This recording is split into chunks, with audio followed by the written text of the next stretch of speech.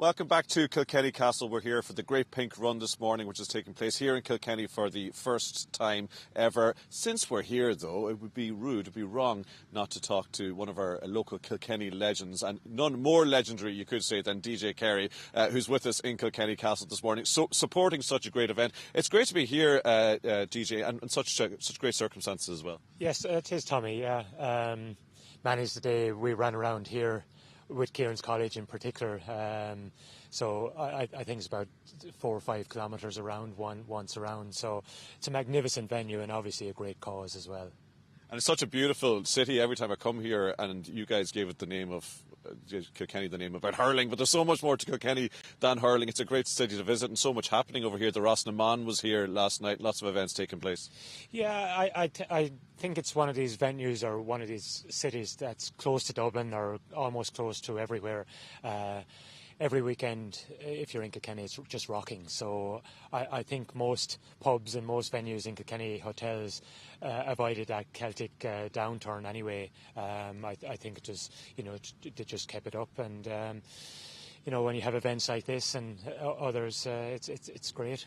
Not rocking as much this winter as maybe in previous winters, DJ, because there is the small matter that Liam McCarthy is now not going to be in Kilkenny for a second year in a row. What is the general mood around the place now? Do people kind of feel like, OK, it's our turn to maybe sit things out? The balloons are just going there. It's getting a bit blustery here. Or is it just around the corner again that the good times are back? What's your general feeling? Well, look, I think Kilkenny might be down for a while. Maybe Kilkenny people won't be happy with me for saying that, but certainly we went to an under-21 All-Ireland final yesterday and were soundly beaten by a very good Limerick team. I think other teams have possibly surpassed us at the moment, and there's a lot of work to be done at underage level. But that's fine. We had 10 or 12 very good years, maybe even more very good years. And, every county deserves to have that. And I think one of the things that I would feel over that period of time, we as Kilkenny people went out to other counties and promoted hurling, coaching and everything else. Now it's time for someone else to take on the mantle. We have to come back and sort out our issues in here, get underage hurling back strong again, and hopefully in a few years' time we'll have senior teams that will be contesting again. Last Sunday was a very special day. It was a very special day for Galway to win the All-Ireland after 29 years. But you guys, the team of 92, were the Jubilee team presented before the game. How was that for you to meet up with some of the old guys? We met Michael Walsh here earlier in the first hour of the show. It must have been a very special moment. It was, yeah. It's brilliant because, even though we're a small county, a lot of guys would have fallen away from the game. Some fellas stay in it. Like when I won an All-Ireland in 1992, I was 21. Richie Power was 36, Christy Heffernan 36, Liam Fenley. Even though we were teammates then, there's a fair age gap. It's different if you win a minor or an under-21 All-Ireland together, but a senior one, there can be huge age gaps. So we don't really get to meet up that often. And if it is, it might be, on a sideline for 1 minute or 2 minutes at a hurling game. So we had a night out a few weeks ago and last Sunday as well. And I think it's a fantastic event. It's one of these brilliant things that, you come together.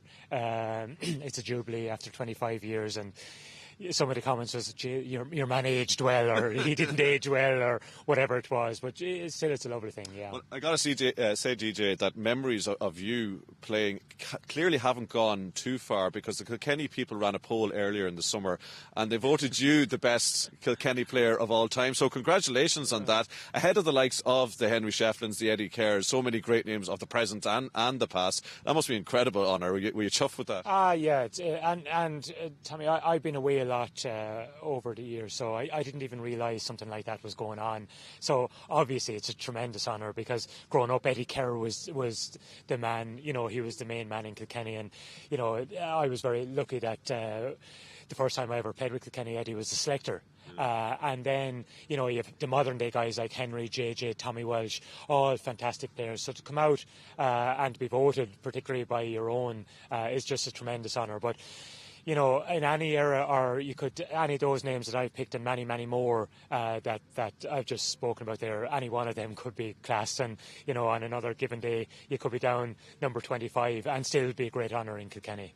Now, life moves on, and the name Kerry moves on as well, because there were 2 young Kerrys involved in Kilkenny teams this year, both in the minor team and in the intermediate teams. 2 of your boys playing hurling for Kilkenny this year. What was that like for you? That must have been an incredible experience. It's great, it's brilliant. And Sean won an All-Ireland intermediate medal with Kilkenny this year, so that was great. Mikey played full-back then on the Kilkenny minor team.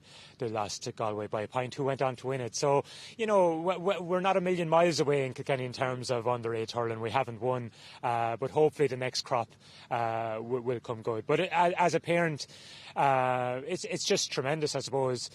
You know, there's much more involved in it in the sense that you're in the stand, you're nervous for them. You're roaring on the sideline, one of those kind of parents. I wouldn't be a roarer, but what I would be is I always dislike when I hear of, you know, nasty stuff going on. I get a little bit involved then when I hear someone, you know, shouting about, you know, pulling or dirty play or anything like that. But in terms of what they do on the field, that's up to themselves. As a parent, as I say, you're always hoping it will go well for them. And, you know, they don't come off injured. It's amazing when you played the game yourself, you didn't care whether you got a belt, a bang, a break, whatever it was. But as a parent, you're coming off hoping that they'll do well for themselves, the team, and obviously come off uninjured. Yeah. Listen, we're here for the Great Pink Run. It's great to see you in looking in good health as well, DJ. I know you're busy with IT Carlow. You had a great run to the Fitzgibbon Cup this year, so coaching away. Will you be taking over from Brian Cody then? Is that the plan? No, it's not the plan. Brian, we hope, is there for another few years as a hurling person. We hope Brian will bring through whatever the next crop of guys are that he'll be bringing through. And Tommy, in Kilkenny, you know, I've 2 guys, young men with ambitions. I'm not saying they'll ever be good enough to play with the Kilkenny senior team, but it's not my right to give them that chance or not give them that chance. So it's certainly not a thing that I would be interested in. Carlow IT, I love it.